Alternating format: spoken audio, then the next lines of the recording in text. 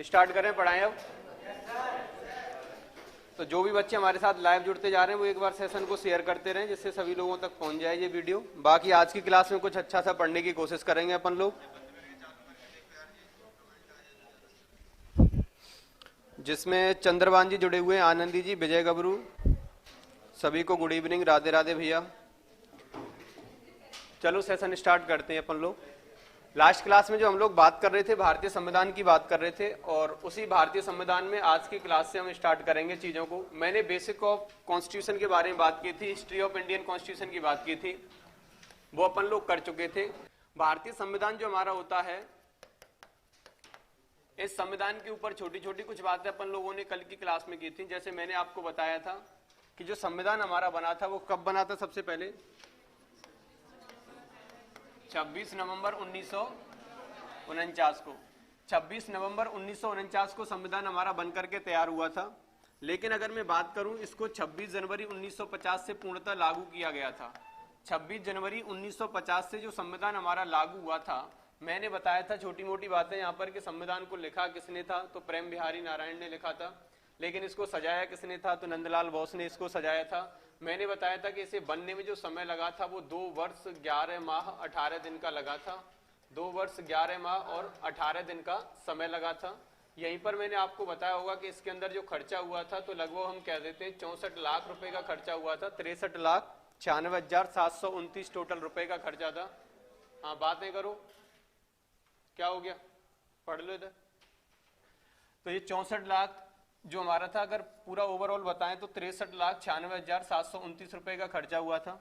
मैंने बताया था कि जो संविधान जब बना था तो उसमें 1,17,367 टोटल शब्द थे।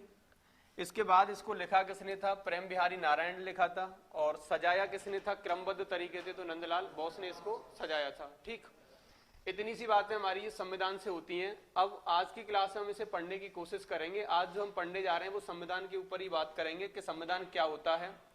तो ये छोटी छोटी बातें आपको पता होनी चाहिए कि कितने दिन में बना, 2 वर्ष 11 माह 18 दिन। कब बना, 26 नवंबर 1949 को। जब ये बना था तो कितने आर्टिकल्स को लागू किया गया था, तो मैंने बताया था टोटल कितने थे, 16 थे। इसके बाद पूर्णतः लागू कब हुआ, 26 जनवरी 1950 में ये पूर्णतः लागू हुआ। खर्चा 64 लाख का आया, 2 वर्ष 11 माह 18 दिन में बन के तैयार हुआ। 1,17,367 इसमें शब्द लिखे गए थे। तो इतनी सी बातें अपन लोगों ने कर ली हैं।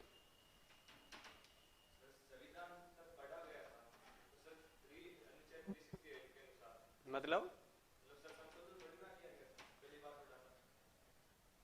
पहली बार जब संविधान पढ़ा गया था तो संशोधन किया गया था क्या? पहली बार पढ़ा गया था जब कोई संशोधन नहीं हुआ था। आप जो पूछना चाह रहे हैं इस जगह पे से, वो क्या पूछना चाह रहे हैं वो मैं समझा नहीं सच में। हाँ, आर्टिकल 368 ये कहता है कि जो संविधान हमारा बन रहा था उसके बाद में उसमें एक ये चीज रखी गई 368 में कि इसके आधार पर अब ये जो बनाया है ये किसने बनाया है संविधान को, अगर इसकी भूमिका जो दी जाती है वो किसको दी जा रही है, ये बताओ। अम्बेडकर जी को दी जा रही है। अब अम्बेडकर जी ने ये कहा था कि अगर इसमें कोई दिक्कत है, कोई परेशानी है, कोई दुख दर्द अगर आपको लगे तो ये हमारा संविधान जो है वो एक फ्लेक्सिबल है, एक लचीला संविधान है। इसमें हम आर्टिकल 368 का प्रयोग करते हुए कोई भी परिवर्तन कर सकते हैं। तो जो संविधान अभी स्टार्टिंग में जो बना है वो तो बन गया, जो बनना था वो बन गया। लेकिन अगर इसमें क्या है, कोई भी दिक्कत, कोई भी परेशानी अगर आपको दिखाई दे रही है तो उसमें क्या है, इसके माध्यम से उसमें हम संशोधन कर सकते हैं, चीजों को घटा बढ़ा सकते हैं। लेकिन संविधान का जो मूलभूत ढांचा होता है, बेसिक स्ट्रक्चर जिसे हम कहते हैं, उसे हम नहीं हटा सकते। ये कहा था हमारे उसने अम्बेडकर जी ने।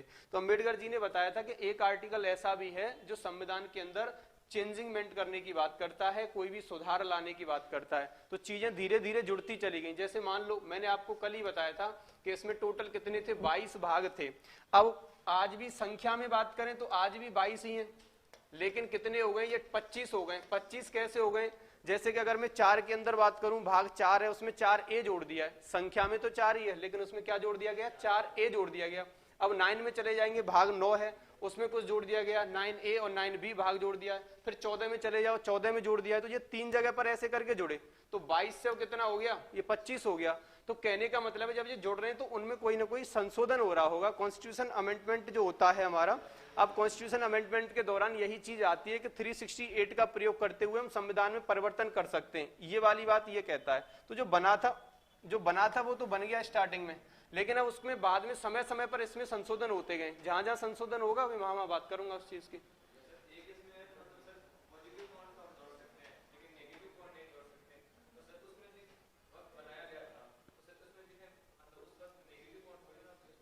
तो नेगेटिव पॉइंट तो अगर देखो, मान लो अगर आप भी कोई भी चीज लिख रहे हैं तो आप अपनी तरफ से तो पॉजिटिव पॉइंट ही लिखोगे, लेकिन बाकी जो जनता है हमारा भाई, संविधान की जो प्रस्तावना क्या कहती है, be the people of India, हम भारत के लोग भारत को संपूर्ण प्रभुत्व संपन्न। अब उसका मतलब यह है कि सारे के सारे भारतवासियों की बात हो रही है, ना कि उस संविधान सभा के अंदर जितने लोग थे उसकी बात नहीं हो रही।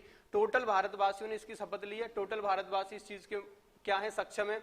तो ये हमारा भारत जो देश है, इसके अंदर जो संविधान है वो सारे की सारी जनता के ऊपर है। सुप्रीम कौन है अपने भारत में, राष्ट्रपति से भी ऊपर हमारी क्या होती है, ये जनता है। तो जो जनसंख्या जो कहेगी, हमारी जो जनता कहेगी वही होगा। तो राष्ट्रपति से भी ऊपर कौन बन जाता है, हमारी पूरी की पूरी ये जनरेशन जो हमारी जनसंख्या है भारत के अंदर, यही है।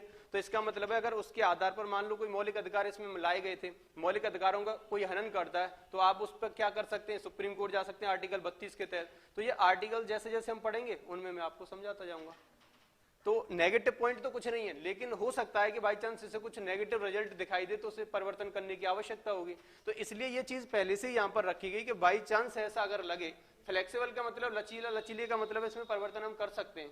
तो ऐसा कुछ लगे कि ये बाकी में परिवर्तन करने के लायक है, लेकिन उस चीज पर संसद हमारी क्या करेगी, विचार विमर्श करेगी। संसद में राष्ट्रपति आ जाता है, लोकसभा आ जाती है और राज्यसभा आ जाती है। इन तीनों का जो बहुमत बनेगा उसी तरीके से फिर उसे पास किया जाएगा। अब मान लो कोई भी अमेंडमेंट आएगा, कोई भी विधेयक आएगा या कुछ भी चीज आए यहाँ पर लॉ कानून बन के आए, तो ऐसा तो नहीं है लाए और संविधान 368 का प्रयोग किया चलो बन गया, ऐसा तो नहीं होगा। उसे भैया राज्यसभा में भी पास कराना है, लोकसभा में भी पास कराना है, फिर देन हमारा राष्ट्रपति के पास जाएगा, तब जाकर के वो अमेंडमेंट इसमें जुड़ेगा। तो ऐसी चीजें आएंगी तो वो धीरे धीरे अपन लोग आगे बढ़ते चलेंगे, पढ़ते चलेंगे। ठीक, तो आगे बढ़े हम इसके बाद। अब देखो यहां पर क्या हुआ, संविधान के अंदर आज की जो क्लास में मैं बात करूंगा वो किसकी बात करें। जैसे मान लो हम क्या कर रहे हैं, एक बुक पढ़ रहे हैं जिसका नाम है संविधान। क्या है, एक बुक है जो संविधान है। अब इससे डरना नहीं है आपको, जिसकी समझ में आता है वो तो अच्छा है, जिसकी समझ में नहीं आता है उन्हें भी समझना है। अब समझना कैसे है, अब ये देखेंगे कि संविधान है, इसमें 22 भाग हैं, 12 अनुसूचियां हैं, 395 आर्टिकल्स हैं, तो कैसे पॉसिबल है कि हम इतना पढ़ पाए। ऐसा कुछ मत करो, केवल आप कोई भी सब्जेक्ट जिसको आपको जो सब्जेक्ट समझ में आ रही है उस सब्जेक्ट से रिलेट कर लो। हम क्या पढ़ रहे हैं, केवल और केवल एक किताब को पढ़ने के लिए जा रहे हैं। क्या पढ़ रहे हैं, एक किताब पढ़ने के लिए जा रहे हैं, और ये जो किताब है उसका नाम क्या है, संविधान है। भाई कोई भी किताब अगर आप पढ़ेंगे तो उस किताब के अंदर चैप्टर तो होते हैं। एक बुक है संविधान नाम की, जब हम कोई भी संविधान नाम की बुक को पढ़ रहे हैं तो प्रत्येक बुक में अपने अपने चैप्टर, अपने अपने लेसन होते हैं। तो मान लो इस बुक के अंदर टोटल कितने लेसन है, 22 लेसन है। कितने इस बुक के अंदर, 22 लेसन है, जिसे हम किसका नाम दे रहे हैं, भाग का नाम दे रहे हैं। तो हमें संविधान के अंदर क्या पढ़ना होगा, क्या पढ़ना होगा, चैप्टर पढ़ने होंगे कितने, 22। जब 22 चैप्टर पढ़ते हैं, मान लो कोई पहला चैप्टर है, किसी भी बुक का पहला चैप्टर है, तो उसके नीचे पेज नंबर लिखा होगा ना। अब जो पेज नंबर होता है 1 से लेकर के मान लो कि वो है 10 पेज तक लिखा हुआ है। तो ऐसे ही संविधान के अंदर जो चैप्टर बना वो तो मैंने कह दिया क्या, भाग कह दिया, लेकिन इसके बाद उसका नाम भी तो कुछ ना कुछ होगा। चैप्टर जो होता है उस चैप्टर का नाम भी तो कुछ ना कुछ आता है। जैसे कि आप मैथ ही पढ़ रहे हो मान लो, तो मैथ में पहला चैप्टर आ गया परसेंटेज का, दूसरा आ गया एवरेज का, 30% को 1 पेज से लेकर के 10 पेज नंबर में समेट दिया है। औसतन वाला जो एवरेज वाला चैप्टर है उसे 10 से लेकर के 20 तक आया होगा। उसी प्रकार हमारा यहाँ पर है, संविधान नाम की एक बुक है जिसके अंदर टोटल चैप्टर हमने कितने रखे हैं, 22 रखे हैं, और इन 22 के अंदर प्रत्येक चैप्टर का क्या होगा, नाम होगा। तो यहाँ पर इसका नेम भी पूछा जाता है। दूसरी बात क्या है, पेज नंबर। पेज नंबर जो होंगे वो क्या होंगे, हमारे अनुच्छेद होंगे, आर्टिकल्स जिसे हम कहते हैं। ठीक है, तो ये आर्टिकल हो गए। अब मैं यहां से जो पढ़ाना स्टार्ट कर रहा हूं आपको, भारतीय संविधान का भाग 1 से प्रारंभ करेंगे, चैप्टर 1 स्टार्ट करेंगे आज की क्लास में हम लोग। अब मैं भाग 1 की बात करूं तो जो भाग 1 है हमारा, इससे क्वेश्चन आता है कि इसको कितने पेज से कितने पेज तक दिया है, तो क्या लिखेंगे, आर्टिकल। तो हमें पता होना चाहिए कि जो भाग 1 है चैप्टर नंबर 1 है, इसका नाम क्या है। तो इसका नाम क्या है बताओ, संघ एवं उसके राज्य क्षेत्र, union and it's territory state, ये इसका नाम हो गया। अब कितने पेज से कितने तक है, तो 1 से लेकर के 4 तक है। ये क्या है, इसके अंदर आर्टिकल्स हैं। तो अब आपसे ये 2-3 चीजें तो यही क्वेश्चन बने। भारतीय संविधान का भाग 1 किसके बारे में बात करता है? संघ एवं उसके राज्य क्षेत्र, union and it's territory, state. Article कितने से कितने तक दिया गया है? आर्टिकल 1 से 4 तक दिया है। तो भारतीय संविधान का भाग 1 यूनियन एंड इट्स टेरिटरी जो है, संघ एवं उसके राज्य क्षेत्र के बारे में जो बात कर रहा है, जिसमें आर्टिकल 1 से लेकर के 4 तक पढ़ना है। मान लो यहीं पर हम चैप्टर 2 की बात करें, तो जो भाग 2 होगा वो क्या है? उस भाग 2 का नाम क्या होगा? नागरिकता, सिटीजनशिप। आर्टिकल कितने से कितने तक आएगा? 5 से लेकर के 11 तक आएगा। तो कहने का मतलब है ये पेज नंबर मान लो आर्टिकल्स को, और नेम तो जो नेम है उसके अंदर जिससे रिलेटेड है उसको मान लो, और चैप्टर इसको मानते चलो, तो इजीली आप पढ़ पाएंगे। संविधान की बुक में 22 समय लेसन को पढ़ना है, 22 चैप्टर पढ़ने, और उनके अंदर क्या क्या आता है वो चीज देखेंगे। तो पहला चैप्टर स्टार्ट कर रहे हैं जिसका नाम है संघ एवं उसके राज्य क्षेत्र, जिसमें आर्टिकल 1 से कितने तक दिया है? 4 तक दिया गया है। पहले भाग की बात कर रहे हैं और पहले भाग में आर्टिकल 1 से 4 तक पढ़ना है। इसका मतलब है कि अपन लोग अब स्टार्ट करेंगे भाग 1 का अनुच्छेद 1, जिसे कहते हैं इंग्लिश में आर्टिकल 1। अब क्वेश्चन यहां से ये बनता है कि भारतीय संविधान का आर्टिकल 1 किसके बारे में बात करता है? तो ये बताओ कि आर्टिकल जो 1 है वो किसके बारे में बात करेगा? क्या? Union of states. तो यूनियन ऑफ स्टेट्स का मतलब क्या होता है? भारत राज्यों का क्या होगा? संघ होगा। तो यहां पर अपन लोग क्या लिखेंगे?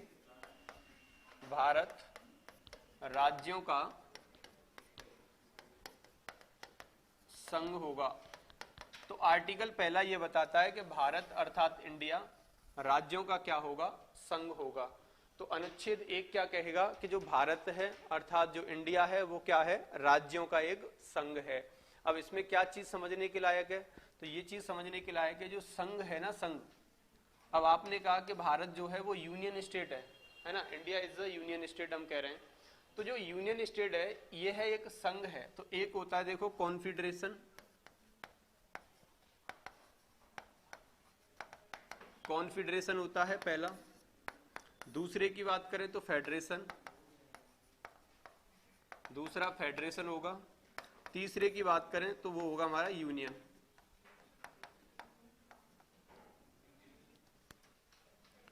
इन शब्दों को थोड़ी सी समझने की कोशिश करना।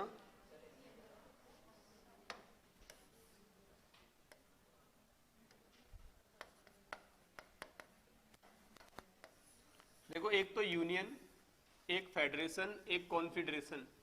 जो राज्य होता है या कोई देश है या राज्य है, अगर इसकी बात करें तो जैसे भारत एक राज्य है, तो ये राज्य 3 प्रकार का हो सकता है, एक कॉन्फेडरेशन, एक फेडरेशन और एक यूनियन। अब ये कॉन्फेडरेशन, फेडरेशन और यूनियन की मैं बात करूं तो देखो इसका मतलब क्या होता है? परिसंघ, इसका मतलब होता है महासंघ, इसका मतलब होता है क्या? संघ। अब आपसे क्वेश्चन ये पूछा जाए कि इंडिया किस प्रकार का राज्य है या स्टेट है, तो फेडरेशन है या यूनियन है? तो हमें कौन सा वाला संघ लगाना है? यूनियन वाला लगाना है। ये जो फेडरेशन वाली चीज है ना, ये महासंघ मैंने लिखा है, ये मोस्टली संघ ही लिखा होता है, महासंघ 1-2 जगह ही मिलेगा आपको। तो इसका भी मतलब संघ है और इसका भी मतलब क्या है? संघ है। तो इन दोनों का मतलब संघ होता है। इनका मतलब क्या है वो चीज थोड़ी सी अपन लोग समझेंगे।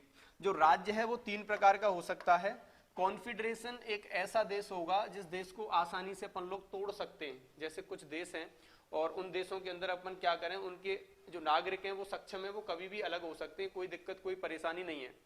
फेडरेशन एक थोड़ा सा और मजबूत, थोड़ा शक्तिशाली देश होता है। जैसे हम यहाँ की बात करें तो यूएसए हम कह सकते हैं, या यूएसएसआर हम कह सकते हैं। रूस है जो 15 देशों, मतलब यूएसएसआर से जो 15 देश बने, जिसका एक भाग रूस भी है। तो यहाँ पर कुछ जो फेडरेशन वाली कंट्री होती हैं, यूएसए को मान लो सबसे अच्छा एग्जांपल इसका यही है, यूनाइटेड स्टेट ऑफ अमेरिका जो है। इसके अंदर क्या है कि जो राज्य हैं, यहाँ पहले से देश नहीं होता, यहाँ होते हैं क्या? छोटे छोटे राज्य हैं, और छोटे छोटे राज्यों को मिलाकर के एक देश का निर्माण किया जाता है। फेडरेशन जो कंट्री होती है उसमें क्या है, यदि कोई भी मान लो कि ये भारत इंडिया का मैप है, सॉरी ये है यूएसए का मैप, मान के चलो कि ये यूएसए हमारी इस तरीके से, ठीक। अब इसके अंदर क्या है, 52 राज्य मिलकर के यूएसए का निर्माण हुआ है। तो मान लो कि कोई भी राज्य यहाँ से अलग होना चाहे तो अपनी स्वेच्छा से वो अलग हो सकता है, इतनी शक्ति है राज्यों के पास में। तो फेडरेशन कंट्री उस कंट्री को कहा जाता है जिनके अंदर अथॉरिटी राज्यों के पास ज्यादा होती है केंद्र की अपेक्षा। तो यहाँ पर क्या है, फेडरेशन वाली देश में हमारे जो स्टेट हैं, जो राज्य हैं, वो इजिली आसानी से क्या कर सकते हैं, अलग हो सकते हैं अपने देश से, और उसका मैप चेंज हो सकता है। किस देश में होता है ऐसा, महासंघ जिसे कहते हैं। फेडरेशन कंट्री मतलब थोड़ी सी ज्यादा मजबूत होती है कॉन्फेडरेशन से, लेकिन कम मजबूत होती है यूनियन से। अब जो यूनियन वाला स्टेट है हमारा, यूनियन जो भारत है, तो इसमें किसी भी राज्य के पास वो पावर नहीं होती है कि जो अपनी स्वेच्छा से अलग हो जाए। भारत से कोई राज्य अलग हो सकता है क्या, कोई नहीं हो सकता। लेकिन यहाँ पर अमेरिका जो है, अमेरिका के राज्य जो है 52 राज्यों से मिलकर बना है, तो वो राज्य अगर चाहे तो वो क्या हो सकते हैं, अलग हो सकते हैं। तो आपसे ये पूछा जाए कि सबसे शक्तिशाली देश कौन सा, यूनियन। उससे कम कौन सा है, फेडरेशन। सबसे कम कौन सा है, तो परिसंघ। परिसंघ क्या है, इसे आसानी से तोड़ सकते हैं। फेडरेशन क्या है, इसको तोड़ा जाएगा तो फिर क्या, एक एग्रीमेंट सिग्नेचर होगा और मात्र उसी से टूट जाएगा। सेंट्रल से एग्रीमेंट सिग्नेचर करेगा कोई भी स्टेट और उसे अपने आप को अलग कर लेगा। और यूनियन में क्या है, ये सबसे बड़ा मजबूत या शक्तिशाली देश कहलाता है। तो अपना भारत कैसा है, मजबूत शक्तिशाली देश है। और समझे तो देखो क्या होता है आपकी रियल लाइफ में। जैसे मान लो ये वाला है कॉन्फेडरेशन, तो एक ऐसा देश है, जैसे मान लो अभी अभी आपकी किसी से क्या हुई है, दोस्ती हुई हो, है ना, अभी नई नई दोस्ती हुई है, कोई दिक्कत नहीं, चल रही है, बढ़िया है। लेकिन स्थिति ऐसी आ जाती है, कोई दिक्कत परेशानी हो तो नई नई दोस्ती जल्दी टूट जाती है ना। तो नई दोस्ती को तोड़ना ज्यादा मतलब इतना नहीं है, टफ नहीं है, आराम से इजीली हम तोड़ सकते हैं। तो यहाँ अभी अभी आपकी बातचीत ही होना स्टार्ट हुआ था, तब तक कोई दिक्कत आ गई, परेशानी हो गई, अब क्या हो गया, आपकी बातचीत होना बंद हो गया, तो कोई परेशानी नहीं है। अच्छा, स्थिति फिर यहाँ पर क्या हुई, समय थोड़ा ज्यादा हो गया था बातचीत होते होते, तो थोड़ी सी और गहराइयों में दोस्ती आपकी पहुंच गई। अब दोस्ती से वो गर्लफ्रेंड बना ली। अभी तो दोस्ती थी, तो दोस्ती तो कभी भी टूट जाती है, कोई दुख दर्द नहीं होता, है ना। लेकिन यहां पर स्थिति क्या हुई है कि अब बन गई आपकी गर्लफ्रेंड। अब गर्लफ्रेंड बन गई तो पल पल की खबर चाहिए। फोन बिजी जा रहा था तो जा कैसे रहा था ये बता।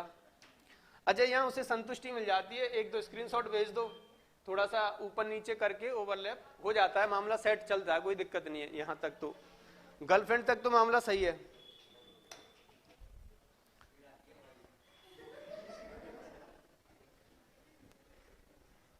हेलो,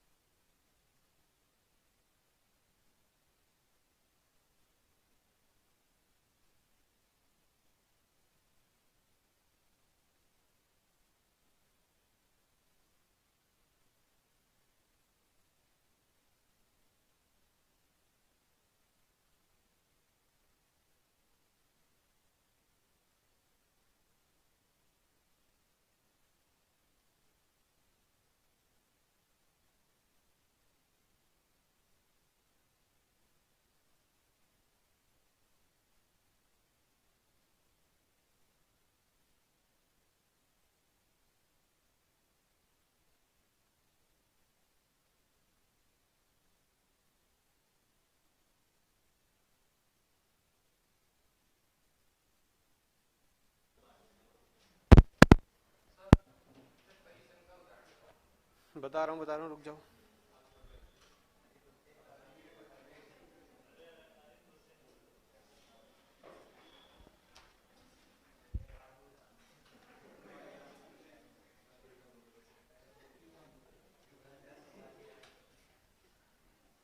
एक काम कर दो, कोई भी एक खड़ा होके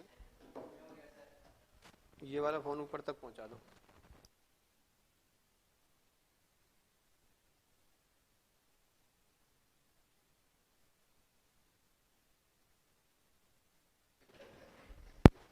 जल्दी आना, नहीं महत्वपूर्ण बात निकल जाएगी। अब देखो यहाँ पर स्थिति क्या थी, वो चीज थोड़ी सी समझेंगे अपन लोग। मैं ये बता रहा था कि परिसंघ क्या होता है और संघ क्या होता है और यूनियन क्या होता है, ठीक। तो देखो, ये तो एक तरीके से मान लो कि आपकी फ्रेंडशिप हुई है, तो कोई दिक्कत नहीं है, कभी भी टूट जाए तो इतना ज्यादा दुख दर्द नहीं होता है कि ठीक है हुई थी चली गई। आगे देखो यहाँ पर क्या हुआ, स्थिति यहाँ पर आ जाती है फिर फेडरेशन वाली एक कंट्री उस प्रकार से मान लो कि जैसे कि आपने गर्लफ्रेंड बना ली हो। अब इसे पल पल की खबर चाहिए होती है, डाटा एक एक चाहिए कि कहाँ बिजी चल रहा था, क्या हुआ था, कहाँ नहीं, सुबह से शाम तक क्या किया। यहाँ तक भी संभाल लेते हैं, कोई बात नहीं, दूसरी बन जाएंगी, चली भी गई तो यहाँ एक केवल और केवल हल्का सा प्रूफ सा देना होता है। जैसे कि हमारा जो 14 फरवरी का जो आता है वैलेंटाइन डे, वहीं पर वैलेंटाइन डे और ब्रेकअप डे दोनों बन जाते हैं, मैंने पहले ही बताया था। तो यहाँ पर आकर के चीजें खत्म हो जाती हैं, तूने इतने वादे किए थे, तूने इतनी प्रॉमिसें की थी और तू उस पर खरा नहीं उतर पाया, ये सब वो मतलब ऐसे कैसे चलेगा, कब तक चलेगा, सॉरी अब मैं आगे बात नहीं कर सकती, ना मैं कर सकता, ऐसी चीजें हो जाती हैं। तो एक हल्का सा मतलब हम कहें तो एक तरीके से मान लो कि सिग्नेचर टाइप का हो गया कि ठीक है, इल्लत खत्म हुई। ठीक, ये थी गर्लफ्रेंड। अच्छा, यूनियन क्या है? अब तो बेटा शादी हो गई है, 7 फेरे लेकर के आई है, अब आप कुछ नहीं कर सकते, अब आपकी एक मजबूरी है।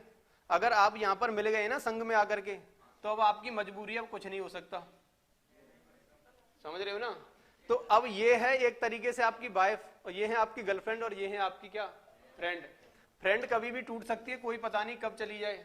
जो पहले हमारी देसी रियासतें थी, उससे पहले राजा महाराजाओं के, एक तरीके से हम रजवाड़ों की बात करें तो वहां पर जो मिलाए जाते थे, बन रहे थे, तो वो न तो वो संघ थे, न वो महासंघ थे, वो क्या थे, वो एक प्रकार से कॉन्फेडरेशन थे, मतलब एक प्रकार से अपने अपने यहाँ का दायित्व बना लेते थे, उसी को हम कहते थे। कुछ ऐसा विशेष नहीं है इसके अंदर, ऐसा कुछ विशेष नहीं है कि स्पेशल कोई इसका एक एग्जांपल हो।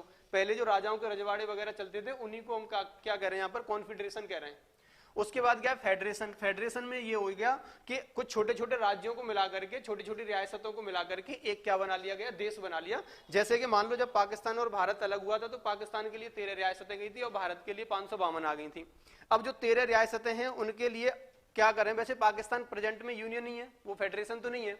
और जैसे इंग्लैंड है, इंग्लैंड भी हमारा यूनियन है, वो भी फेडरेशन नहीं है। यूएसए हमारा एक फेडरेशन है, क्योंकि यूएसए का जब गठन हुआ है, यूएसए जब अमेरिका जब बना है, तो उसमें राज्यों ने, पहले से देश नहीं था, राज्यों ने आकर के उसमें विलय किया है, और राज्यों का अपना संविधान अलग है और अपनी उनकी कल्चर अलग है, वो सेंट्रल से मतलब इतना नहीं रखते।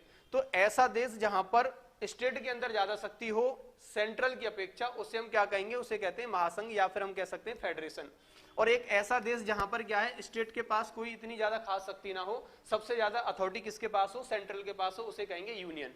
तो मैं ये संघ शब्द का मतलब बता रहा था कि संघ का मतलब क्या है। तो संघ शब्द का मतलब ये है कि एक तो ये भी संघ है और ये भी संघ है। तो फेडरेशन वो कंट्री होती है जहां पर राज्यों के पास अथॉरिटी ज्यादा होती है, और यूनियन वो कंट्री होती है जहां पर क्या है, सेंट्रल के पास में ज्यादा अथॉरिटी होती है हमारे राज्य की अपेक्षा।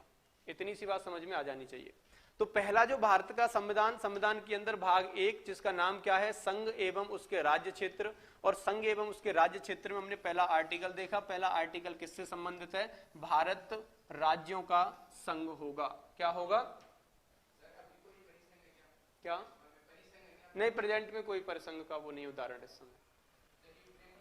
यूक्रेन अगर मैं बात करूं तो यूक्रेन हमारा फेडरेशन के बाद में आकर के जो हमारा महासंघ था, यूएसएसआर का एक हिस्सा था, तो वो अलग हुआ है तब से। अब उसने अपना खुद का यूक्रेन जो है, उस पर भी ये वाद विवाद चल रहा है, उसीलिए तो चल रहा है यूक्रेन पे। अब यूक्रेन के लिए जो रूस तो कह रहा है कि हम इसको मतलब एक तरीके से 2 राज्य हैं उसके यूएसएसआर में से अलग हुए थे वो, तो वो कह रहा है कि इन्हें एक स्वतंत्र देश घोषित कर दें। बात तो वहां से चली थी, और लेकिन उसने क्या किया कि वो मना कर रहे हैं कि नहीं होने देंगे अपन लोग। तो उस स्थिति में क्या है, वो फेडरेशन कंट्री थे, फेडरेशन में से अलग हुए थे, वो यूएसएसआर से अलग हुए थे। तो ऐसे करके अपन लोग कह सकते हैं। तो अभी उसका कोई पता ही नहीं है कि वो है क्या, वो तो एक तरीके से हमारा फेडरेशन ही माना जाएगा अभी भी। ये नहीं कह सकते, कॉन्फेडरेशन नहीं कह सकते उससे, अपन लोग फेडरेशन भी रखेंगे उसको। तो ये वाली बातें हुई हमारी यहाँ पर। अगला पॉइंट देखो, ये तो आपको पता ही होगा कि जो भारत है हमारा, इस भारत के अंदर राज्यों की संख्या कितनी रह गई है अब, 28 है, 29 है। केंद्र शासित प्रदेश कितने, में आर्टिकल नंबर 1 अपन लोगों ने देखा, जिसका मतलब क्या था, भारत अर्थात इंडिया राज्यों का क्या होगा, संघ होगा।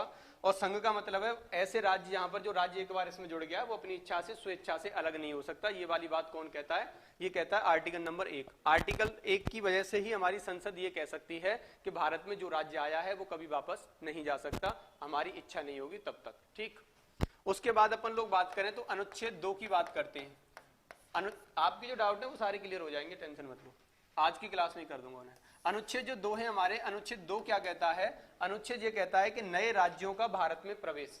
अब नए राज्यों का जो भारत में प्रवेश होगा वो कैसे होगा, वो समझो। नए राज्यों का लिख लो पहले एक बार, समझना बाद में। नए राज्यों का भारत में प्रवेश, नए राज्यों का भारत में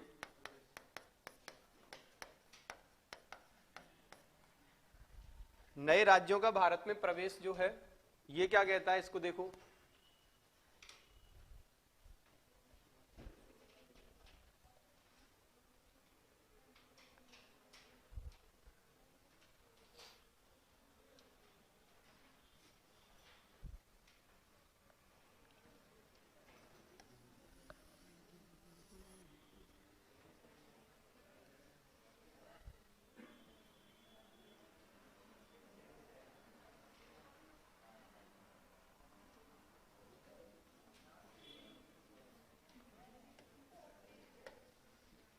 अब देखो नए राज्यों का जो भारत में प्रवेश हुआ है वो इस प्रकार से हुआ है। एक सेकंड रुक जाओ, इनकी कमेंट और देख लूं। डाउट किसी का है नहीं। Good evening, Radhe Radhe. Good evening, Radhe Radhe, धन्यवाद भैया। अब देखो इसमें क्या है, नए राज्यों के भारत के प्रवेश की अगर मैं बात करूं तो जैसे कि आपको पता है कि 16 मई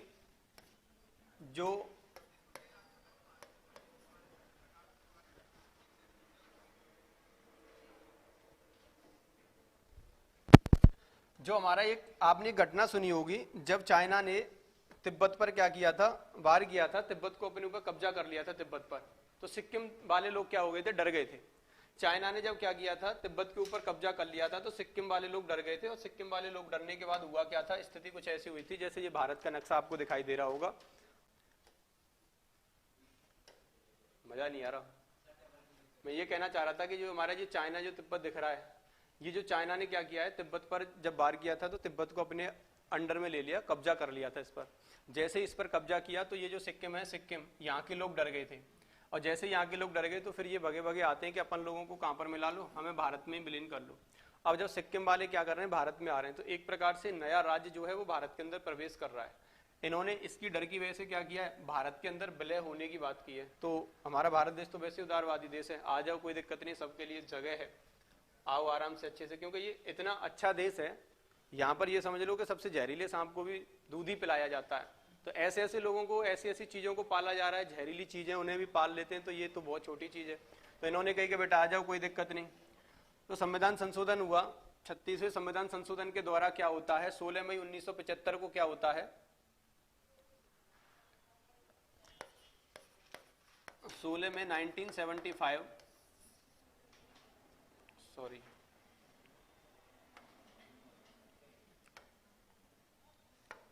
भारत के अंदर जो सिक्किम राज्य को मिलाया गया था, ये कब मिलाया गया था, ये डेट कौन सी थी, 16 मई 1975 ही थी ना। 1975 में इसको जब मिलाया गया तो फिर एक प्रकार से ये नए राज्य का दर्जा हुआ था। इसको नया जो राज्य बना था, तो नए राज्य को जब विलय किया गया है तो वो कहां से किया गया है, एक तरीके से सिक्किम को मिलाया गया। अब ये अथॉरिटी कौन देता है हम अपन लोगों को कि नया राज्य जो है सिक्किम, उसको मिला करके हम लोग क्या कर लेते हैं, जैसे मैं बता रहा था यहाँ पर। अब वो चीज अब चलाएंगे नहीं, नेट कल सीखेंगे कैसे चलता है इस पे ऑनलाइन, जब जाकर के उसे चलाएंगे, पहले यहाँ केवल समझ लो आप। देखो दूसरा अनुच्छेद जो है वो ये कहना चाह रहा है, इसके चक्कर में फिर पढ़ाई नहीं हो रही है कुछ भी हमारी। देखो मैं ये कहना चाह रहा था कि जो नए राज्यों का भारत में प्रवेश जो हो रहा है, नए राज्यों के भारत में प्रवेश की बात, जैसे सिक्किम राज्य को मिलाया गया, तो ये अथॉरिटी कौन देता है, अनुच्छेद 2 देगा। और अनुच्छेद 2 ये कहता है कि नए राज्यों का भारत में अपन लोग क्या कर सकते हैं, प्रवेश कर सकते हैं। ये आर्टिकल नंबर 2 से बात कही जाती है। इसके बाद की अगर मैं बात करूं तो अनुच्छेद जो 3 है, अनुच्छेद 3 ये कहता है कि जो भारत के राज्य होते हैं, हमारे भारत के जो राज्य हैं, भारत के जो राज्य हैं, ये राज्यों के अंदर क्या है, नाम परिवर्तन की अगर कोई बात आती है तो नाम परिवर्तन, या फिर मैं बात करूं यहाँ पर क्षेत्र में परिवर्तन, या नए राज्य का एक राज्य में से गठन करना। जैसे कि मान के चलो अभी अभी धारा 377 को जब हटाया गया तो उस स्थिति में क्या हुआ, जम्मू कश्मीर एक राज्य था और अब उसे 2 भागों में बांट दिया, जम्मू कश्मीर और लद्दाख में, और अब क्या हो गया, वो हमारा केंद्र शासित प्रदेश हो गया। इसका मतलब है कि नए राज्यों का नाम परिवर्तन करे, उत्तर प्रदेश है उसे योगी राज्य करे तो हो सकता है, ये राजस्थान है, राजस्थान का नाम कुछ और रख दिया जाए तो बिल्कुल हो सकता है। लेकिन ऐसी शक्ति हमारे सरकार में किसके पास होगी, संसद के पास होगी। किसके पास होगी वो शक्ति, संसद के पास होगी। तो आर्टिकल 3 ये कहता है संसद के पास क्या होगी, वो शक्ति होगी जो नाम परिवर्तन कर सकता है, क्षेत्र में परिवर्तन कर सकता है, या फिर एक राज्य में से दूसरा राज्य घटा सकता है या फिर बढ़ा सकता है। तो आर्टिकल जो 1 है हमारा, वो तो ये कहता है कि भारत जो है वो राज्यों का क्या होगा, संघ होगा। भारत राज्यों का क्या होगा, संघ होगा। आर्टिकल 2 कहता है कि नए राज्यों का भारत में प्रवेश, कोई भी राज्य अगर कोई भी देश हमारे अंदर मिलना चाह रहा है तो हम उसे किस आर्टिकल की शक्ति से अपने अंदर प्रवेश करा सकते हैं? तो आर्टिकल 2 की शक्ति से करा सकते हैं। आर्टिकल 3 क्या कहता है? आर्टिकल 3 ये कहता है कि नाम में परिवर्तन करे, क्षेत्रफल में परिवर्तन करे, या दो राज्यों को मिलाकर के कोई एक राज्य बना ले, तो उसका मतलब है कि आर्टिकल 3 के आधार पर संसद इस काम को करेगी। भारत के अंदर और किसी के अंदर ये शक्ति नहीं है, केवल संसद को ये अधिकार दिया गया है कि संसद आर्टिकल 3 का प्रयोग करते हुए भारत के अंदर नए राज्यों का गठन कर सकती है, राज्यों के नाम में परिवर्तन कर सकती है, और क्या है, क्षेत्रफल सीमाओं में उनके में परिवर्तन कर सकती है। दूसरा ये कहता है कि नए राज्य भारत के अंदर कोई भी आना चाहे तो वो आ सकता है। इस शक्ति कौन देगा? आर्टिकल 2 देता है। पहला ये कहता है कि भारत एक राज्यों का संघ होगा, एक बार जो आ गया वो दोबारा यहां से वापस नहीं जाएगा। तो इतनी सी बात होती है हमारे आर्टिकल 1, 2 और 3 की। अगली बात करें तो आर्टिकल 4 अनुच्छेद 4 की बात कर लेते हैं अपन लोग। तो अनुच्छेद 4 ये कहता है कि यदि संसद यदि संसद आर्टिकल 1 का प्रयोग आर्टिकल 2 का प्रयोग कर रही है प्लस आर्टिकल 3 का प्रयोग कर रही है, आर्टिकल 3 का और 2 का प्रयोग कर रही है, तो इसमें कोई भी हस्तक्षेप नहीं करेगा। इवनली हम लोग बात करें तो राष्ट्रपति जो है हमारा, तो राष्ट्रपति प्रेसिडेंट जो होता है ये भी यहाँ पर कोई हस्तक्षेप नहीं करेगा, इसे भी सिग्नेचर करने के लिए ये बाध्य होगा। आर्टिकल 4 ये कहता है कि यदि संसद आर्टिकल 2 का और 3 का प्रयोग कर रही है, आर्टिकल 2 का मतलब है कि बाहर से किसी भी देश को, किसी भी राज्य को अपने अंदर क्या कर रही है? जोड़ रही है। दूसरी बात यह है कि आर्टिकल 3 मतलब किसी भी राज्य का नाम परिवर्तन कर रही है या क्षेत्रफल कम ज्यादा उसकी सीमा को बढ़ा रही है, कम कर रही है, तो उसके आधार पर क्या है, इस चीज में कोई हस्तक्षेप नहीं होगा, कोई ये नहीं कहेगा कि आप ऐसा ना करें, तो राष्ट्रपति को भी सिग्नेचर यहां पर करने होंगे। ये आर्टिकल 4 कहता है। आर्टिकल 4 केवल इतनी सी बात कहेगा कि हमारे जो संसद है आर्टिकल 2 और आर्टिकल 3 का यदि प्रयोग कर रही है तो उसमें कोई भी व्यक्ति भारत का उसमें हस्तक्षेप नहीं करेगा। इस वाली बात को कौन कहता है? आर्टिकल नंबर 4 कहता है।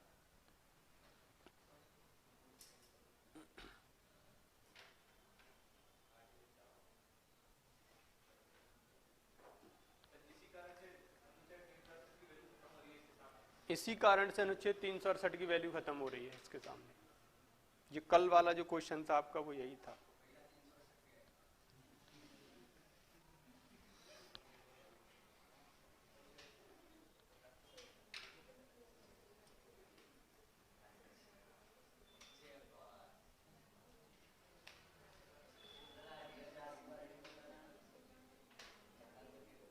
आगे बढ़े। हाँ सर, आर्टिकल 4 कुछ नहीं है। आर्टिकल 4 ये कहता है कि यदि संसद आर्टिकल 3 का और आर्टिकल 2 का प्रयोग कर रही है, आर्टिकल 2 का मतलब है कि बाहर से कोई भी राज्य आ रहा है, जैसे सिक्किम राज्य को जोड़ा गया था, तो बाहर से यदि कोई राज्य भारत के अंदर मिलना चाह रहा है और संसद उसे मिलाना चाह रही है, तो राष्ट्रपति भी उस पर बाध्य होगा कि हाँ उसके लिए मंजूरी दे दे।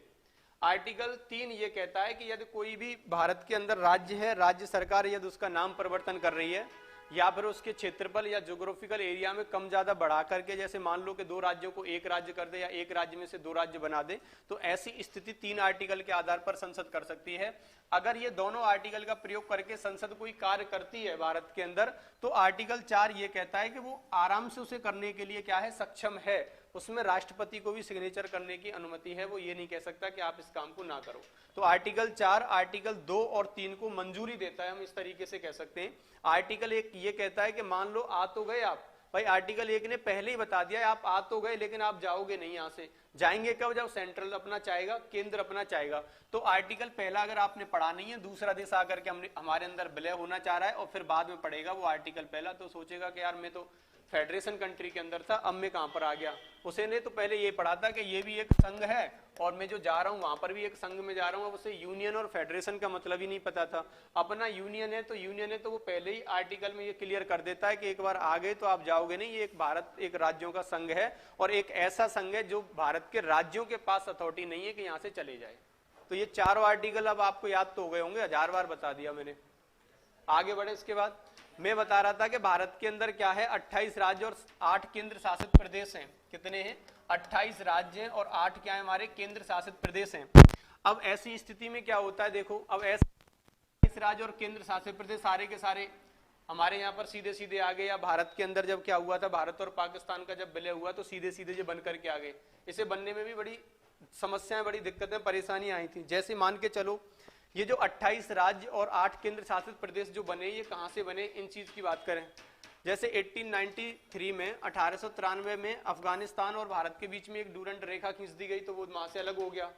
1935 की मैं बात करूं तो 1935 में बर्मा, या फिर हम उसको क्या म्यांमार कह सकते हैं, बर्मा और म्यांमार को क्या भारत से अलग कर दिया गया था, ये कल भी बताया था मैंने, ठीक है। इसके बाद की बात करें तो 1947 में होता क्या है कि भारत पाकिस्तान से अलग होता है। 1947 में भारत क्या होता है, पाकिस्तान से अलग होता है। जब भारत पाकिस्तान से अलग हुआ तो उस स्थिति में मैंने अभी अभी आपको समझाया भी था कि जब पाकिस्तान बना था तो पाकिस्तान के लिए 13 क्या गई थी, हमारी देसी रियासतें गई थी।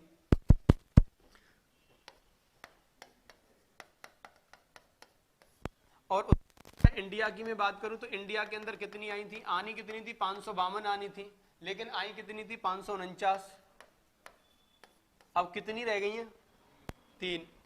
अब जो 3 रियासतें थी उनसे क्वेश्चन भी बन जाता है, कौन कौन सी रह गई। देखो पहली रियासत थी यहां पर हैदराबाद। अब जो हैदराबाद है, इस हैदराबाद रियासत ने क्या किया था भाई, जब जो इंडिया का जो इंडिपेंडेंस एक्ट आया था 1947, कल मैंने जो आपको बताया था भारत स्वतंत्रता अधिनियम जो था, उसके अंदर यह था कि यदि कोई भी देसी रियासत जहां जाना चाहे अपनी मर्जी से जा सकती है, या फिर वो अपना खुद का एक अलग से देश बनाना चाहे तो वो अपना खुद स्पेशल सेपरेट भी रह सकती है, कोई उसके ऊपर जबरदस्ती नहीं होगी, ऐसी बात कही। तो सरदार वल्लभ भाई पटेल ने खूब दौड़ दौड़ के देसी रियासतों में बातचीत की और उन सबको जोड़ने की कोशिश की। अब सरदार वल्लभ भाई पटेल ने जोड़ते जोड़ते 552 रियासतों में से 549 तो जोड़ ली। अब बची कितनी है, यहाँ पर 3 रियासतें नहीं आ रही हैं और 13 रियासतें हमारी यहाँ पर चली गई हैं। ठीक है, चली गई, कोई दिक्कत नहीं है। लेकिन अब ये 552 में से कितनी आई, 49। 3 रियासतें ऐसी थी, हैदराबाद, जूनागढ़ और एक हमारी जम्मू एंड कश्मीर। ये तीनों ये चाह रहे थे कि हम तो अपना खुद का देश बनाएंगे। तो उस स्थिति में क्या होता है वो समझो। अब ये हैदराबाद जो है, यहाँ पर क्या होता है, ये लोग आने के लिए तैयार नहीं थे हैदराबाद रियासत के। अब सरदार वल्लभ भाई पटेल ने होता किया गया, यहाँ पर एक ऑपरेशन पोलो चालू किया। पोलो क्या है, ऑपरेशन पोलो चालू हुआ। अब इस ऑपरेशन पोलो में होता क्या है कि यहाँ की जो आर्मी थी हमारे भारत देश की, तो उस आर्मी को लगाया पुलिस की वर्दी से, क्योंकि ऐसा भी था कि किसी भी अगर कोई भी रियासत हमारे यहाँ मिलना नहीं चाह रही है, तो रियासत जब मिलना नहीं चाहेगी तो उस स्थिति में उसके ऊपर हम जोर जबरदस्ती नहीं कर सकते। या फिर हमारे जैसे मान लो कि भारत अलग हुआ, पाकिस्तान अलग हुआ, अब जो बॉर्डर लाइन थी वो दूसरा पाकिस्तान की कुछ रियासतें, यदि यहाँ से भारत की कुछ रियासतें ये चाहती हैं कि हम पाकिस्तान में चले जाएं, तो वो अपनी स्वेच्छा से तो जा सकती हैं, पर ऐसा नहीं है कि पाकिस्तान के लोग लेकर के आए और उन्हें वहां पर ले जाएं, ऐसा नहीं है। बॉर्डर क्रॉस करने की अनुमति नहीं थी किसी को। तो ऐसी स्थिति में होता गया है कि जो हैदराबाद में कोई भी सेंट्रल से तो कोई काम कर ही नहीं सकते, केवल राज्य गवर्नमेंट ही कर सकती है। तो उन्होंने क्या किया कि जो हैदराबाद में जो प्रांत था, ये हैदराबाद, यहाँ पर इसकी देसी रियासत की जो पुलिस थी उसकी जगह पर आर्मी को भेजा पुलिस की वर्दी में, और आर्मी ने जाकर के वहां पर ऑपरेशन पोलो चालू किया और बहुत मार लगाई इन लोगों की। इतनी मार लगाई कि ये कहने लगे कि ठीक है, वो हम वहीं आ रहे हैं। तो ऑपरेशन पोलो के माध्यम से हैदराबाद रियासत को अपने अंदर जोड़ लिया। पहले 549 थी, प्लस हैदराबाद और आ गया, अब कितनी हो गई, 550। अब क्वेश्चन आता है कि हैदराबाद रियासत किस तरीके से भारत के अंदर जुड़ी, तो आंसर क्या करेंगे, ऑपरेशन पोलो के माध्यम से जुड़ी। ये क्वेश्चन आता है किसके वजह से जुड़ी, तो ऑपरेशन पोलो स्टार्ट किया था। सरदार वल्लभ भाई पटेल का इसमें क्या है, मुख्य भूमिका थी। तो सरदार वल्लभ भाई पटेल ने ऑपरेशन पोलो चलाया, जिसके माध्यम से हैदराबाद रियासत को भारत के अंदर जोड़ लिया। इतनी बात समझ में आ गई। इसके बाद आती है हमारी दूसरी रियासत, पहली के बाद आती है दूसरी। अब है जूनागढ़। अब जो जूनागढ़ वाले भी अपनी अपनी मतलब मत में थे, ये भी चाह रहे थे कि हम भी अपना अलग देश बनाएंगे, हम किसी में नहीं मिलना चाह रहे, हम स्वतंत्र रहेंगे। तो फिर सरदार वल्लभ भाई पटेल ने सोचा ठीक है बेटा, तुम भी रह लो स्वतंत्र, कोई बात नहीं। देखो यहाँ क्या हुआ, यहाँ जूनागढ़ में ऐसा था, यहाँ अत्यधिक जो जनसंख्या थी वो थी हिंदू। क्या थी, हिंदू जनसंख्या अत्यधिक थी, मतलब सर्वाधिक थी, ज्यादा थी। लेकिन यहाँ पर जो राज कर रहा था, राजा था, वो कौन था, मुस्लिम था। अच्छा, मुस्लिम एक अलग देश बनाऊंगा, मुझे नहीं मिलना किसी के साथ। और ये जो हिंदू थे ये क्या कहते हैं कि ये कहते हैं कि अपन लोग तो भारत के अंदर मिल जाएंगे, लेकिन मिलने कौन नहीं दे रहा था, ये जो जूनागढ़ का जो शासक था वो नहीं मिलने दे रहा था, और शासक कौन था, वो मुस्लिम था। अब ये मिलने ही नहीं दे रहा है। तो यहां पर क्या होता है, जूनागढ़ में गए सरदार वल्लभ भाई पटेल और बहुत कोशिश की कि आ जाओ प्रेम से, तो ये प्रेम से नहीं आए। तो इनके लिए फिर एक क्या किया, वहां पर जब हिंदुत्व ज्यादा दिख रहा था और भारत एक हिंदुत्व की तरफ ही ज्यादा झुका हुआ है, हालांकि ये मतलब किसी भी धर्म पर नहीं है, पंथ निरपेक्ष राज्य है जिसका कोई धर्म नहीं कह सकते अपन लोग। ये भारत के संविधान की प्रस्तावना कहती है कि भारत एक पंथ निरपेक्ष राज्य है। लेकिन स्थिति ये है कि जब ये देखा जाए थोड़ा सा आंतरिक आत्माओं से देखें तो हिंदू राज्य की तरफ ज्यादा झुकाव है भारत का। अब ऐसी स्थिति में देखने को जो हिंदू क्या चाह रहे हैं कि हम भारत में मिल जाएं, लेकिन यहाँ का शासक उन्हें मिलने नहीं दे रहा है जो मुस्लिम है। अब ऐसी स्थिति में यहाँ पर क्या कराया गया, जनमत संग्रह कराया गया। और जनमत संग्रह से होता क्या है, जनमत संग्रह का मतलब है कि वहां पर वोटिंग कराई गई कि आप अपना अलग राज्य बनाना चाह रहे हैं या फिर भारत में मिलना चाह रहे हैं। तो कौन कौन भारत में मिलना चाहेगा, कौन कौन नहीं। तो 75 से 85% तक मानते हैं कि यहाँ पर क्या गया था, जनमत संग्रह हमारे भारत के फेवर में था। जब 85 चला गया तो जूनागढ़ चुपचाप से आ गया। अब जनमत संग्रह के माध्यम से रियासत हमारी, तो जूनागढ़ कैसे आया,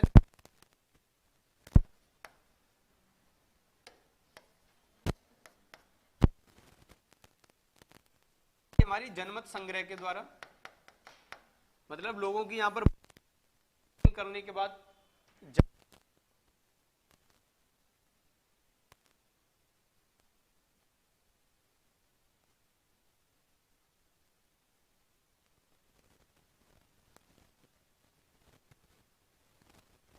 जम्मू कश्मीर नहीं जुड़ना चाह रही थी, वो कह रही थी हम तो अपना अलग राज्य बनाएंगे।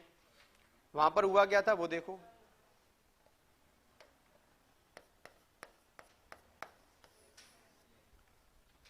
जम्मू एंड कश्मीर में यहां से उल्टा था।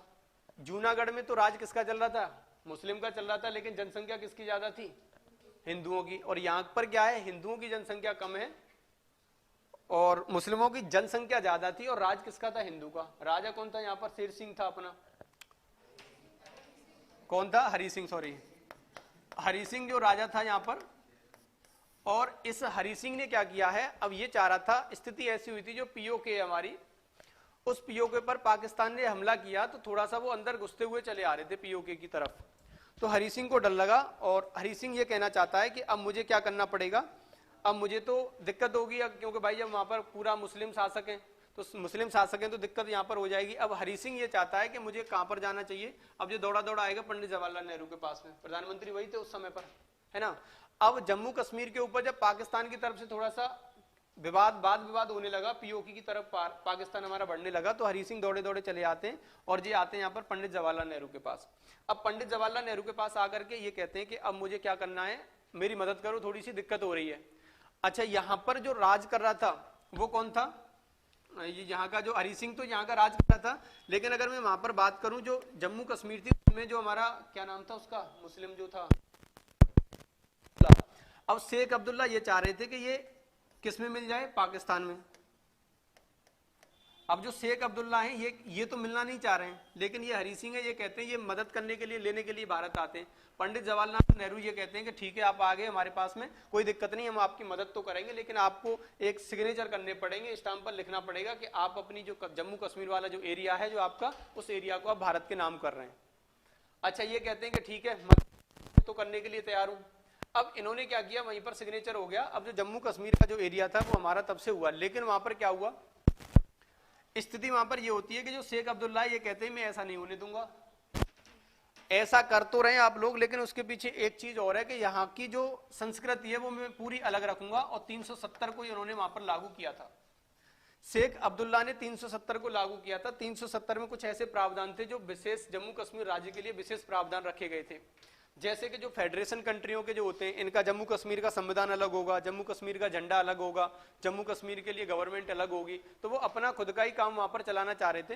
तो इन्होंने कहा ठीक है, लेकिन ये हिस्सा किसका माना जाएगा, भारत का माना जाएगा। आप यहाँ पर क्या कर सकते हैं, अपना जो 370 लागू कर रहे हैं आप इसको कर सकते हैं, ऐसी बात कही पंडित जवाहरलाल नेहरू ने, और इस तरीके से उसको छोड़ दिया। अच्छा, अब यहाँ पर सिग्नेचर हुए थे इसीलिए 370 को हटा दिया और वो भारत के अंदर पूरी तरीके से विलय कर लिया, और भारत में उसको क्या बना, शासित प्रदेश के रूप में उसको जम्मू कश्मीर को दो भागों अलग कर दिया, जम्मू कश्मीर और लद्दाख दोनों अलग कर दिया गया और केंद्र शासित प्रदेश इन दोनों को बना दिया है। 370 को स्थितियां यहाँ हिस्सा किसका था, भारत का। किसने दे दिया था, हरि सिंह ने दे दिया था, सिग्नेचर किए थे बाइज्जत। तो यहां पर क्वेश्चन बनता है, ये 3 क्वेश्चन बनते हैं कि जो हैदराबाद है, हैदराबाद किस प्रकार से हमारे भारत में विलय हुआ था, तो ऑपरेशन पोलो के माध्यम से विलय हुआ। और दूसरा आता है कि जो जूनागढ़ है, ये जूनागढ़ कैसे विलय हुआ था, तो ये जनमत संग्रह से विलय हुआ था। और तीसरा आता है कि जो जम्मू कश्मीर है, जम्मू कश्मीर किस तरीके से विलय हुआ, तो यहां पर आंसर करेंगे विलय पत्र के माध्यम से ये विलय हुआ। मतलब एक पत्र पर, एक स्टाम्प पर लिखा गया कि अब ये जो जम्मू कश्मीर है आज से क्या है, भारत का एक हिस्सा होगा। तो ये तीनों बात यहाँ पर आ जाती हैं और ये तीनों देशी रियासतें जुड़ जाती हैं, प्लस एक और करें तो टोटल हो जाती है हमारी 552। नहीं समझ में आया? नहीं आया? किसकी नहीं आया? तो देखो एक बात यहां पर देखो, समझो क्या थी। मैं ये कहना चाह रहा था कि जो हमारे 28 राज्य और 8 केंद्र शासित जो प्रदेश हैं हमारे, वो स्टार्टिंग में देशी रियासतें थी जो 549 आई थी। 3 रियासतें हैदराबाद, जूनागढ़ और जम्मू एंड कश्मीर को बाद में जोड़ा गया।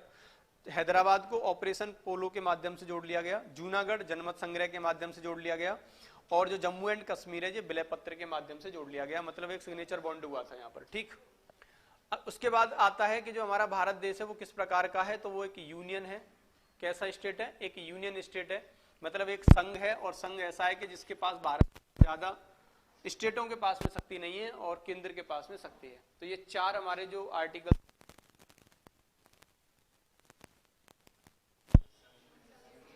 यूनियन।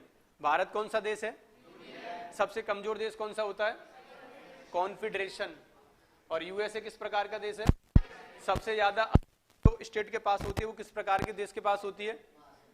अथॉरिटी जो होती है, महासंघ कह सकते हैं, या फिर हम कह सकते हैं उसको फेडरेशन। तो जो फेडरेशन था वो हमारा क्या था, एक प्रकार से यूएसए मैंने एग्जांपल में बताया था, तो वो सबसे मजबूत न कह करके थोड़ा सा मजबूत होता है, किसकी अपेक्षा? कॉन्फेडरेशन की अपेक्षा। सबसे कमजोर कॉन्फेडरेशन, थोड़ा मजबूत फेडरेशन, सबसे ज्यादा मजबूत यूनियन। भारत कैसा राज्य है? यूनियन। भारत राज्यों का संघ होगा। ये भारतीय संविधान का कौन सा आर्टिकल कहता है? 1। भारतीय संविधान का जो भाग 1 है, भारतीय संविधान का भाग 1 है, ये किससे संबंध रखता है? संघ एवं उसके राज्य क्षेत्र, मतलब टेरिटरी जो स्टेट है उनसे संबंध रखेगा। जिसमें क्या है, पहला जो अनुच्छेद क्या कहता है? भारत राज्यों का संघ होगा। दूसरा अनुच्छेद क्या कहता है कि कोई भी नए राज्यों को भारत में प्रवेश की अनुमति दे दी जाती है, किसके दौरान? संसद हमारी मिला सकती है। तो ये शक्ति किसके पास है? संसद के पास। भारत राज्यों के नाम परिवर्तन, क्षेत्रफल, सीमा में परिवर्तन कर सकता है। तो ये क्या हो जाएगा, इसकी भी शक्ति किसके पास है? संसद के पास होगी। और आर्टिकल जो 4 है वो क्या कहता है कि संसद जो है वो आर्टिकल 2 का और 3 का प्रयोग कर रही है। तो उस स्थिति में क्या होगा कि वो भारत का राष्ट्रपति या कोई भी व्यक्ति उसमें हस्तक्षेप नहीं करेगा, और वो इजीली उन चीजों को क्या है, उनको लागू कर सकती है, आर्टिकल 2 को और 3 को। ठीक है। इसके बाद मैंने बताया कि यहाँ पर जो भारत और पाकिस्तान जब अलग अलग हुए थे, तो उस स्थिति में 13 देशी रियासतें चली गई थी हमारी। कहां पर? प्रिंसिपल स्टेट जो गई थी वो चली गई थी कहां पर? पाकिस्तान में। 552 अपने यहाँ मिलनी थी, लेकिन उनमें से 3 ये कहना स्टार्ट कर दिए कि नहीं, हमें नहीं मिलना भारत के अंदर, अपन लोग क्या करेंगे, अलग से अपना देश बनाएंगे और अपन लोग क्या रहेंगे, आजाद रहेंगे। लेकिन उनको भी बाद में मिला लिया गया। कैसे मिलाया? हैदराबाद को ऑपरेशन पोलो, और जूनागढ़ को मिलाया गया जनमत संग्रह के माध्यम से, और जम्मू एंड कश्मीर को मिलाया गया विलय पत्र से। जूनागढ़ के अंदर किसका शासन चल रहा था? मुस्लिमों का। राजा कौन सा था वहां पर? मुस्लिम थे। लेकिन जम्मू एंड कश्मीर में किसका था? हरि सिंह था। जूनागढ़ में सबसे ज्यादा, यहाँ पर हैदराबाद, जूनागढ़ में सबसे ज्यादा जनसंख्या कौन सी थी? हिंदू की थी। लेकिन जम्मू एंड कश्मीर में किसकी थी? मुस्लिमों की थी। तो इतनी सी बातें हमारी भारतीय संविधान का चैप्टर 1, जिसमें आर्टिकल 1 से लेकर के हमारे कितने थे? 4 थे। अब एक बात बताओ, आर्टिकल 1 से 4 में कोई दिक्कत, कोई परेशानी, कोई दुख दर्द हो तो बताओ। ये समझ में आ गया कि आर्टिकल 1 क्या कहता है, आर्टिकल 2 क्या कहता है, आर्टिकल 3 क्या कहता है और आर्टिकल 4 क्या कहता है। आर्टिकल 4 तो कुछ है ही नहीं, मान लो। आर्टिकल 4 तो यही कहता है कि 3 और 2 को यदि संसद कर रही है तो उसे करने की अनुमति है, पूरी की पूरी अथॉरिटी है। और किसी का कोई क्वेश्चन हो यहां तक तो पूछो। बाकी फिर आज की क्लास में इतना ही रखते हैं। कल की क्लास में दूसरे चैप्टर की शुरुआत करूंगा, जिसे नागरिकता कहते हैं, सिटीजनशिप कहते हैं। उसके बारे में अपन कल की क्लास में देखेंगे। आर्टिकल 11 से लेकर के वहां पर दिया, आर्टिकल 5 से लेकर के 11 तक ऑनलाइन। मोनू चौधरी जी गुड इवनिंग, रेखा जी, प्रीति जी, ओजा सर मोटिवेशन गुड इवनिंग भैया, सभी को राधे राधे। और बाकी एक बार कमेंट करें सभी बच्चे, समझ में आ रहा है कि नहीं आया पॉलिटी का सेशन?